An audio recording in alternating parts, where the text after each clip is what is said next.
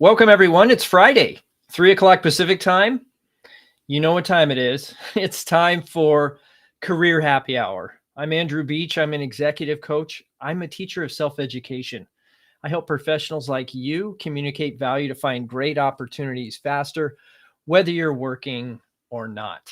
That's through a pragmatic process of branding, planning, and effective networking. If that's you, you are in the right place. If you need to have that kind of support, there is certainly a application that you could click on in the description, regardless of the platform you're joining on, and see if you would be a fit for coaching with me. That's the only suggestion I will make on that topic today. But this time is actually yours. It's an opportunity for you to come on live and actually obtain career coaching. So if you would like to, you're more than welcome to click the link in the description. It will have a link there that brings you into the back end of Restream, which is the service that I use to stream to all these different platforms. And it gives me the opportunity to actually have a private conversation with you in the chat. If you have a question, I think that's the way to go for a lot of people that maybe lurk on this stream and don't actually participate other than to watch and consume. That's fine. I did have somebody reach out to me and ask me a question on chat. So I might actually pull that open here and take a peek during our session. So thank you for your patience on that side as I open my LinkedIn stream. But I would like to see in the chat, if you can hear me and the audio is good, to put your LinkedIn profile there, if you would please, and let me know that you can hear me, that you're reading the broadcast loud and clear, and that you're here to participate. If you want to, put your LinkedIn profile there, and that'll give us a chance to connect you with other members of this community. Why is that so important? Well, I think networking is hard enough. Networking is hard enough for those who participate in the activity to find opportunities, to learn new things, to get a mentor, whatever your objective might be for networking. Making that process easier is the purpose of this community. Therefore, if you put your LinkedIn profile in the chat, expect people to reach out to you. And our agreement is, if they do, and they ask to have time with you offline, that you actually say yes. And that means a commitment on your side to be available, accessible, willing to do these things. And that I think is a challenge for a lot of people who are like, oh, well, I'm working now, I just don't have the time. Well, I think we all have time. The question is, will you make the time for something that's important? Sorry, LinkedIn is asking me for my two-factor authentication. In any event, let me go back to this question because I thought it was something that we should address here. And so if you certainly, if you have a question, you're welcome to put that into the chat. Let me see if I can find that here. Maybe I lost it. Maybe I'll have to go back. Maybe it was in my email. I'm sorry. Normally I have these questions available, accessible, and ready to go for some of these things. Let me see here. Okay. Good afternoon. I have a unique scenario. I hope you can help you. Also use this to post on a live session topic if you like. Great. So here's the question. I recently took what I thought to be an amazing opportunity in a field I had little on paper experience for. Have you been there? You're really excited to get some documented experience. It's really, I've been affiliated with a number of different companies in my career. And the reason I'm affiliated with a certain company at the moment is to get that documented experience that I had that was mostly maybe pro bono or volunteer. I now have established credibility in a domain where I didn't maybe have it before. So I understand the interest in pursuing things like this, but that's not the question. I am actively pursuing my degree in this area. So getting documented experience and a degree would be a 1-2 punch. I think that would be unstoppable, make you unstoppable. But on my third day in this new company, it had become apparent that it was a stark cultural misalignment. Stark cultural misalignment. You ever been there? I mean, this happens even if you go into the organization, you've checked all the boxes, and you come on board, and all of a sudden your leader, after 3 months or 60 days or whatever, in this case, it's 3 days, but that leader leaves and now a new leader comes in, guess what? You can expect the status quo to change. And you should expect the status quo to change. That's the whole purpose of bringing in a new leader, is to have those kind of changes happen. And don't think that's out of the ordinary. Whether you're 3 days in or 3 months in, things change. You get a new leader or a reorganization or something happens, there will be a change in culture. And it's important that you understand what your cultural values are.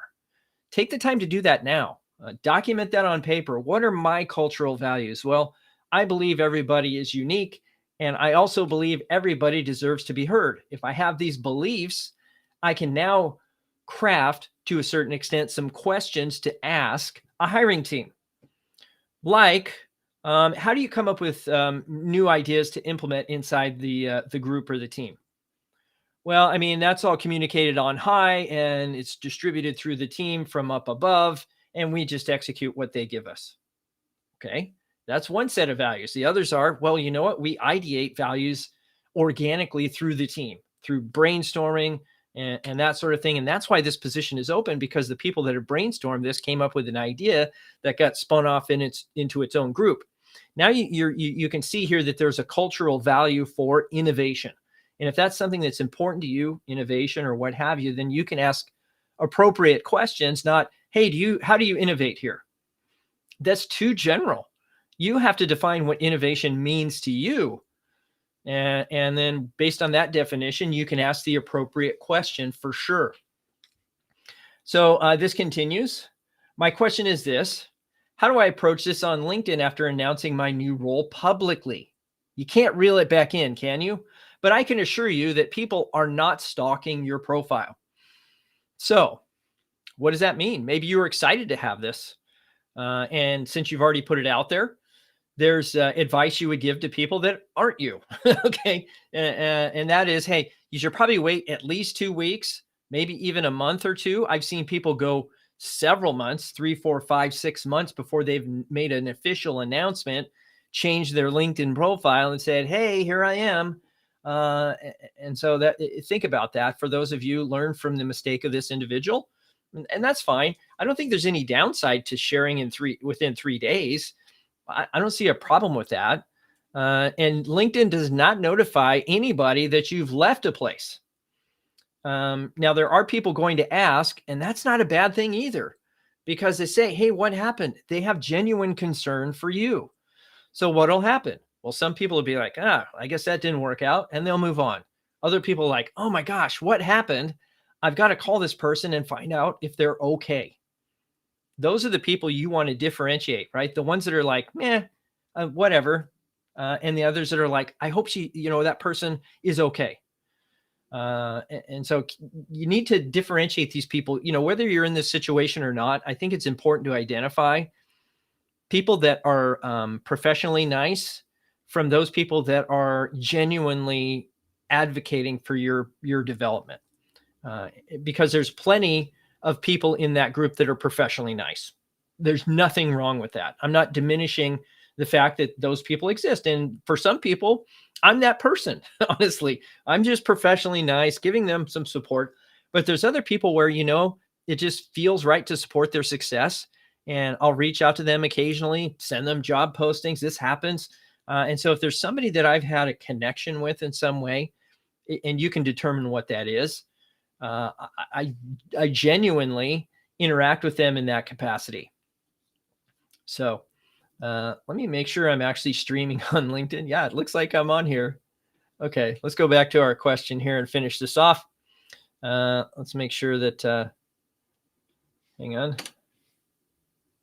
Let me get back to the question. So 3 days. Okay, so you left the job after 3 days. I might just leave it open there for a while, just to kind of process my emotions. So I would just leave it on the profile open, even though I'm not there. Nobody really has to know. And I would certainly have it on your resume with an end date if you feel that's appropriate for positioning your next move. Now, there's no obligation on your side to have any position on your resume. This is a marketing tool. And yes, at some point, you will have to undergo what's called a background check. And that's the only time anything like that would come up. Just say, hey, there was a cultural mismatch. I really, it's a learning experience. So sometimes it's like, hey, what would you call your greatest failure? Or, what would you call a learning experience? Or when did you run into X and you failed? Or your weakness, right? So this is a weakness because it was a learning experience. When I go to an interview, what am I going to say? What is my weakness? Well, my weakness is the situation, obstacle, action, result, the star supporting technique, whatever you want to call it. When you put together the answer, what you want to cover is what was the situation, what was the task, what was the action, what was the result. Okay. And you want to admittedly say, I have this weakness where I'm incapable of, or I was incapable of discerning the values or the norms of a team. Values or norms of a team. I went into a situation. Here it is. I joined this company. It was looking good on paper, and it was part of my degree program. And I didn't take the time, energy, and effort to actually vet that team against my cultural values. Big mistake. Here's what I did about it. I developed a list of questions. I now ask these questions at every interview, and I intend to ask these of you as well to make sure there's a good cultural mismatch or good cultural match. And this is what I learned. I need to be more aware of other individuals, and I'm not going to make that same mistake again.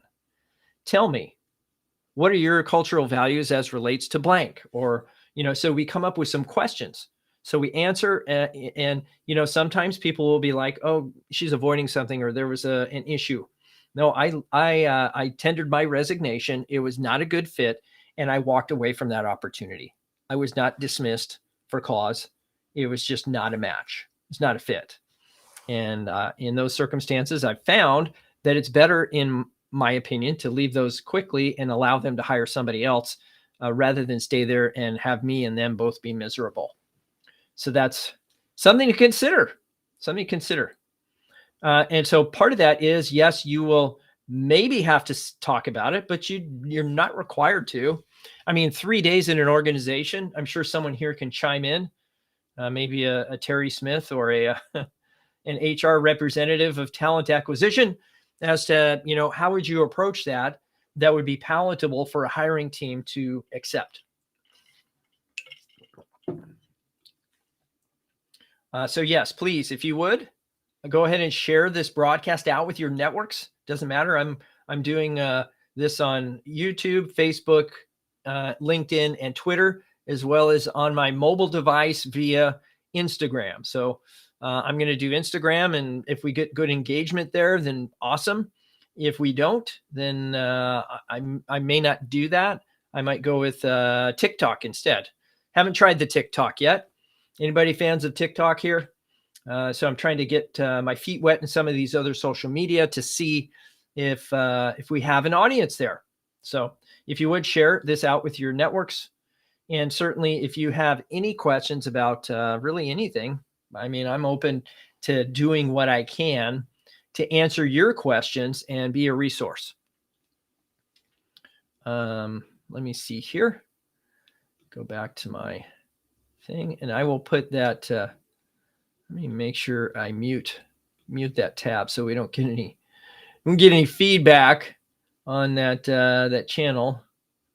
That's interesting. Where's the chat? Oh, there it is. Okay. Hi, Nanda. Looks like you're there. I don't see you. That's weird. I don't see you in the Restream chat. Interesting. Okay. Maybe the Restream chat is not connected. So I will put in here the link to join live if you want to have some hands-on coaching by me. I'll also put that on this side here for the other folks. Let me go back to YouTube's or the Restreams or the excuse me. Okay, good. So for whatever reason, it looks like the chat is not working on LinkedIn. So I will keep that open to a certain extent. And Nanda, if you have any questions, please put them in the chat, the comments box, whatever you want to call it. And I'm happy to answer your question.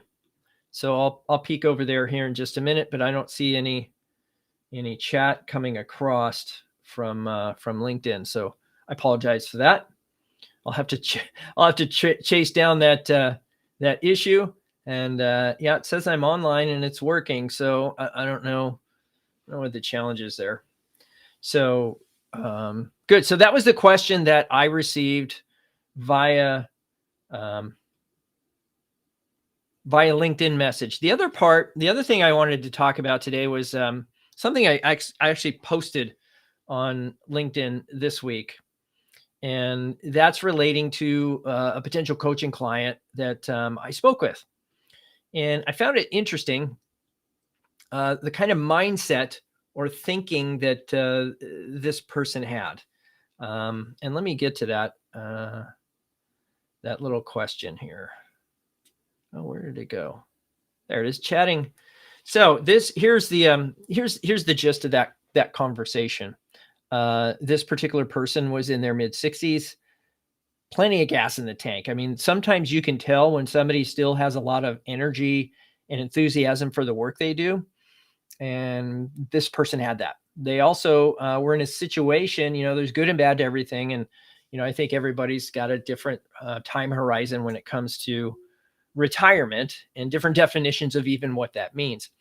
And in this case, she did not have enough retirement funds to actually physically retire.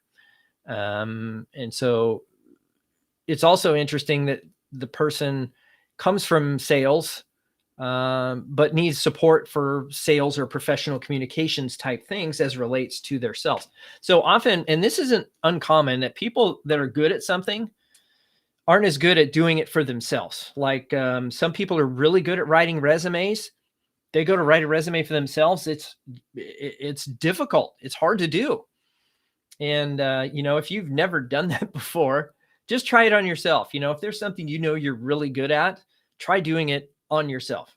So if you're good at, say, product development, okay, great. Could you do a product development lifecycle on yourself as a product or service? What would that look like? And could you do it? And would it feel weird or difficult? And the answer is yes. It would be really weird or difficult. So that's the profile. And this person was challenged. Let's just say challenged by status quo beliefs. Let's just put it that way. Status quo beliefs, meaning, hey, you know what? I'm not the one that needs to change. The organization should change. I'm not the one that should change. It's the team that should change. I'm not the one that changed. It's this person that should change. And it wasn't explicit that way. It didn't evidence itself that way, but that's how I felt. So as a coach, sometimes you hear things that people say, and they say it in different ways. And you kind of piece together that, they're transferring ownership to somebody else for a solution that they might be able to execute or exercise on their own. And that's something that I've felt, I don't know if I'm unique that way. A lot of the good coaches that I've talked to are able to sniff things out and then walk you through a line of questioning to discern whether or not that's true. And so if you're a coach, maybe you can affirm that for me, that you have this innate ability, if you want to call it that, to sniff out if people are telling the truth or what they're really truly wrestling with. And once you discover that, then you can direct the questioning toward that idea or that thought and see if they can resolve it on their own. And sometimes they maybe can't. And so you give them some advice or activities that would allow them to see a new option, a new alternative, or a different perspective. And so this particular communication style was direct, right? And I'm that way too. I tend to tell people how I'm feeling, wear it on my sleeve. I give them what I'm kind of sensing before I've run it through a filter. And that can work against you. And that definitely has for me, worked against me. Open my mouth before I've thought through what I should likely say that's going to be relevant to that situation, that person. And so what I discerned is this person said, I'm direct. People don't like direct. Therefore, since this organization isn't going to change and they don't like people that are direct, my only option is to leave the organization. That's just this. I'm oversimplifying, of course, but that's kind of the gist of the conversation. And, we kind of walked through and said, if it was an ideal world, what would you say would be the ideal environment where you would be successful? And could you create that for yourself? And what would it take to do that? And what steps do we need to support you in through a coaching program to make that a reality? Ultimately, we decided not to work together, but that's certainly part of the process of discerning whether or not to work with a coach is to see if they can actually help you accomplish what it is you want to accomplish. And certainly if I can't help you accomplish your stated objective, then you should not hire me, right? You shouldn't hire any coach unless they can help you with your stated objective, and make sure, honestly, that stated objective isn't something that you define what that is. Let's just say that you clearly define what your stated objective is. Because some people just say, well, I don't know what I want to do next. That's not a stated objective. The objective is, how can I need to clearly map my professional future that it looks interesting and fun and exciting for me. And so that's my objective. Other people, the objective is, hey, I just want to enter an interview and communicate confidently.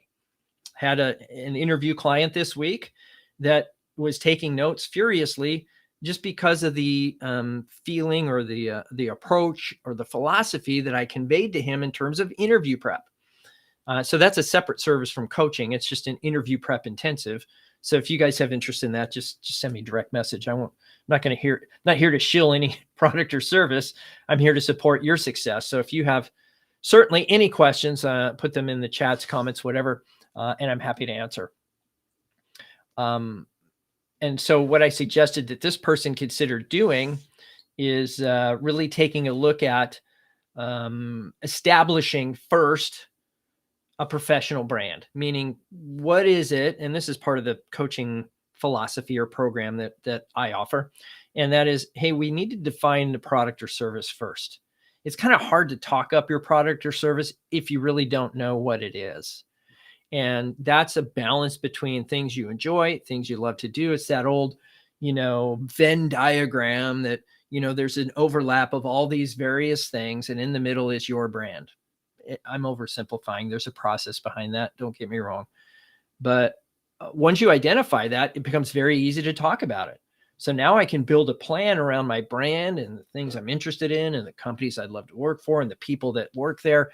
I can build a plan around that on how I will talk to them, what I'll talk about. Wouldn't it be great if you entered every conversation knowing exactly what you had to gain or offer or contribute, and you also knew what the outcome was? Wouldn't it be great to know that? That's part of building a plan. So yes, having a brand and a plan, in my mind, is 90% of career development. And if you're looking to develop your career, to get promoted, to go into leadership, whatever that looks like, having a brand and a plan will serve you well for your entire career. It's not just something you do when you decide you want a new job. Not that it isn't effective there. It is. It's something that is proactive in nature that allows you to position yourself as a solution to a problem rather than as a job seeker needing a job. There's a big difference between those approaches. Not that they're wrong or right, or one is better or worse. It's the fact that you're proactive versus reactive. And there's something innately, I think, productive and healthy about defining who you are and having a plan to know exactly what to do, who to talk to and why, and to move that process forward. That's 90% of job search right there in a nutshell. And then the third component is professional communications. Who do I talk to? What do I talk about? And how do I use the branded networking process to get results in my networking? What I found is so many people just go do networking and say, hey, Here's who I am. Here's what I have to offer. I'm looking for a job. How can you help me? Sound familiar? It should, because a lot of people do it, number one, and I have too, by the way. I'm not unique in that way. I've done the exact same thing.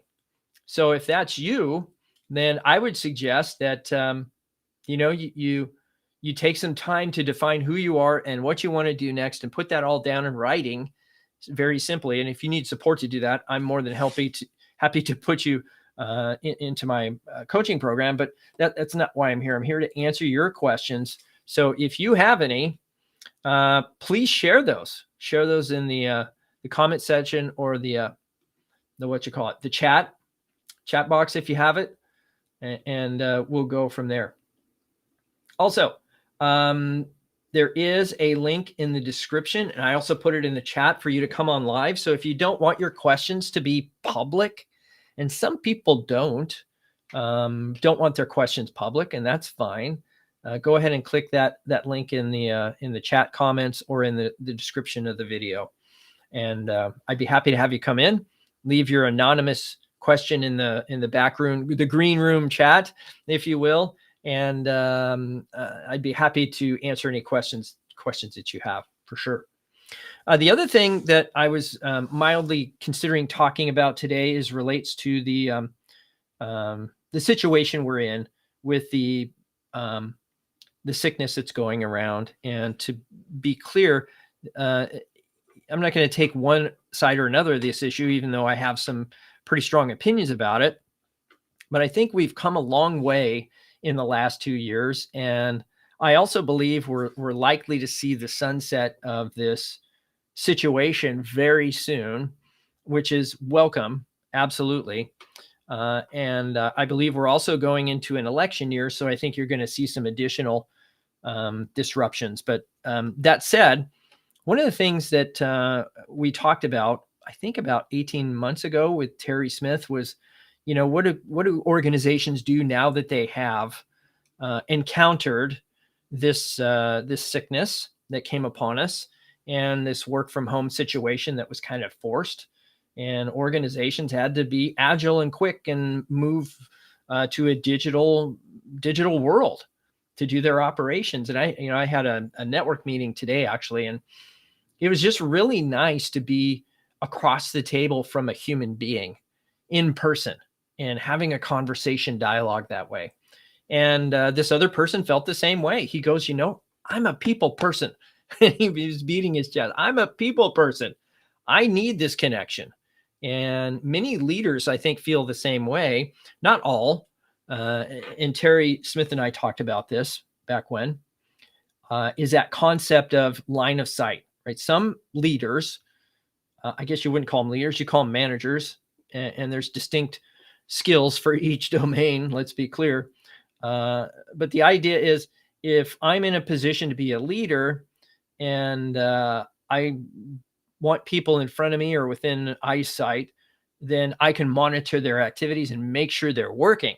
And so I thought that was an interesting observation. Some of that has to do with insecurity of a manager, I suppose, where they need some training. And certainly in the last 2 years, the number one training should be engaging mobile work teams through video tools or some sort of engagement process, other than a happy hour or we really need to be taking this heart-centered leadership, I think, to the next level for many organizations. It's important that people feel valued and heard and understood, and that they're unique and they have unique needs, and their response to this pandemic has been different than other people. Otherwise, they just feel like a resource, right? A resource that you can leverage in order to get the bottom line profits you need. And that's certainly just one person's perspective, not something I would say that's truthful for everybody. But organizations exist to create profit for their shareholders. I get it. There is that stakeholder interest, but there's also people that work for you. So it's holding these two things together that really has become a challenge. And how do I engage people in a way that makes them feel safe, honored, that fosters a culture of trust, where they know I've got their back and they've got mine when things go sour, that they know that I'll be there to support their success either way.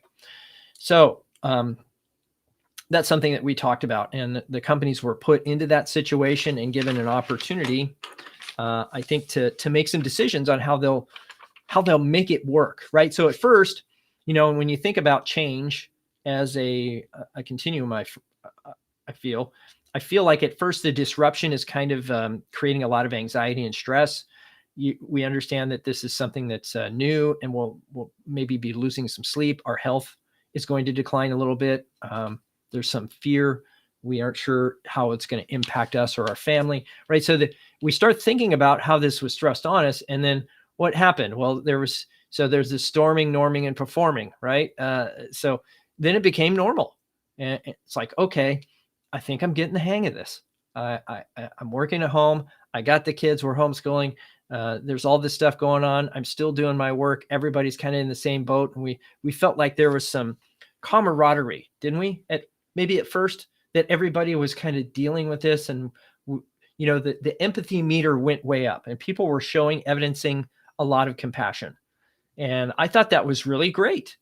At some point, and I hear this on the radio now, which is funny, this concept of Zoom fatigue, right? Or this illness fatigue, right? That it's wearing people down.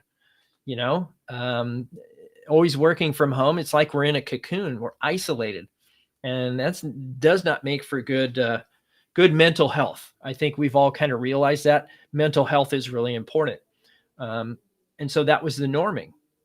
And then I don't know that we've ever reached performing, but storming, norming, performing. So it became normal, but I don't think anybody's performed because there was still change. So first it was the illness came on, we went work from home, and then there was medicine that came on the scene that maybe we looked at that as a savior, or I don't know, what would you call it? A solution to this problem to make everything better again. And so that vaccine came, and, we thought it would solve all the problems, and it just extended the illness. And now we're in a position where we're 2 years into this thing, and, we don't know if the medicine is actually working or not. Likely it did work for most people, but it didn't work for everybody, and it still was passed on. So when we start thinking about it, the medicine came, and now the question is, okay, the medicine came, we're kind of at the end of the illness, and now we're returning to work, returning to the office. And what does that look like? And now I have another decision to make. Why? Because there's a change again. And so it went from storming to norming, back to storming, and then maybe norming and back to storming, right? So it never really got to performing. And I think for a lot of people, that's a sense of disruption or unease. I don't know I'm wrestling with the language here. And so that's where we stand today. And now people are transitioning, right? There's a lot of disruption in the marketplace because people are moving around based on an organization's response to the illness and the medicine. And so if we look at the illness and the medicine and how companies are responding to it, it's creating more storming, and people are moving to organizations that more tightly align with their values. So maybe I'm a mom with 2 kids at home, and I enjoyed being at home. I missed being a mother. Now, I'm not saying that's me, but I have talked to people like this, and I want to continue to work from home. I want to have that maternal connection to my kids more intimately on a day-to-day than I had working in the office. Can you honor that arrangement? And some organizations are saying, well, we don't care if you have that need. You need to come to the office.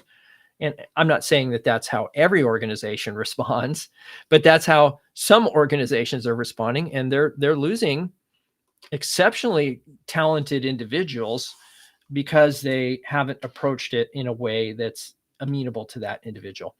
Not saying that organizations haven't, some organizations just didn't.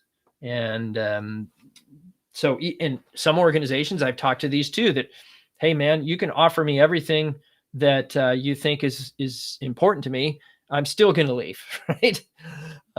So there's something else that's being said there, and maybe that's the type of work or the quality of the work or the development they have or haven't gotten, and they look at it much easier to leave than to ask for those things. And so, as a mature individual, or maybe somebody just coming out of college, I would recommend that you get really comfortable having these difficult situations or difficult conversations. Why? Because if you can have a difficult conversation about what you're getting or not getting in a way that's professional and without extreme emotion, and that you can plot a solution to that problem to stay there, and then they don't offer you that solution or some similar solution, then you can leave, right? Then you can leave. Then you can plan your exit, and you don't have to tell them that an exit is coming. Okay. But I think it's really important that as an individual, as a professional, that you attempt to cross a bridge instead of burn it down. That's just my certainly my perspective, one person's perspective, but that's just kind of the evolution I'm seeing at the moment. And I'm really impressed at those organizations that are able to be agile and highly compassionate with their people, because they will have retention and they will see expansion. Those organizations that don't approach their people with empathy and compassion in these times are going to find their people leaving. And it's unfortunate because it's totally preventable in many ways.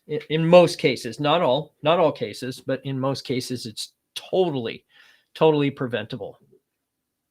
Good. So I don't see any questions here. I think there may have been an issue with the chat. So I apologize. If you did have a question, don't hesitate to hit me on social media.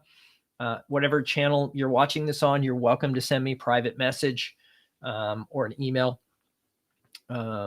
It's me at andrewbeach.com, me at andrewbeach.com. So I look forward to seeing you next Career Happy Hour. And we will pick up where we left off, maybe even have a guest. Terry Smith, I think, is on deck. So perhaps we get Terry engaged and we have a good conversation about current events and leadership.